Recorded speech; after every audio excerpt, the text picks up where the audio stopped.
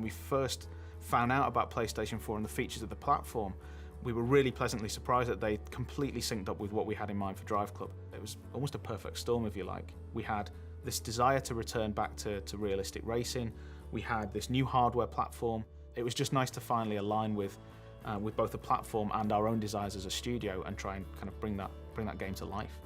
One of the things that we really liked was this idea that this was for an integrated, social generation of gamer who are now used to immediacy, connectivity, and an untethered relationship with their video games, where they are in touch with those game worlds when they're on the bus, when they're at work, 24/7.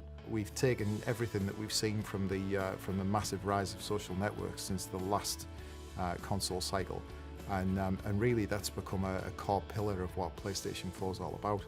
So, you know, Driveclub really works on that level better than anything else you've ever played. We wanted to create a community, a genuine, living, breathing community. So when it came to looking at how we tackle that from a Driveclub perspective, you know, what did community mean to us? It meant that you had to have the ability for players to race both competitively but also collaboratively. And if they're going to collaborate, they've got to be together in a club. You know, they have to be a team of racers. Within Driveclub, there will be a range of social connections. So you'll immediately be able to see all of your PlayStation Network friends, but then you'll also be able to see all your friends and their connections within inside the game. So you'll be able to see how your friends are connected to other people. But we'll essentially make it very easy using the social connection feature to be able to find the perfect club for yourself. What we want to achieve with Driveclub is basically a game which transcends the standard racing experience. We want to make it so that it's motivated and driven by the community itself. So it's very much a case of players getting involved, creating their own events, and actually building a community around the tools that we offer them. So at the core of Driveclub, you have the ability to, anything that you do in the game, any time that you set, any score that you set, you can bundle that up as a challenge and then send it to friends, club mates, even complete strangers. You know, you can pass this data on to them and say, look what I did, I dare you to beat it. Challenges are not just to send and forget. Basically, you're put into a leaderboard with those people, and so for the set duration of the time of the challenge, you can compete to sort of better yourself. In addition, once the challenge has been sent out, if people like that challenge, they can start competing in it or even forward it on to their friends, and so there's an opportunity for those challenges to go viral.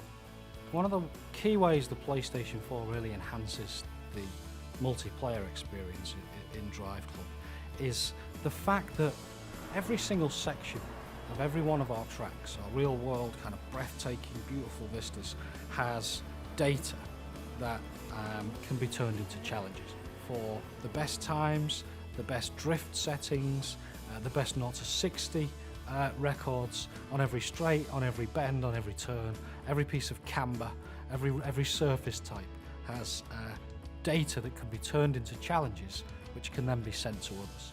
That's only achievable on this console with this brilliant new emphasis on connected gameplay.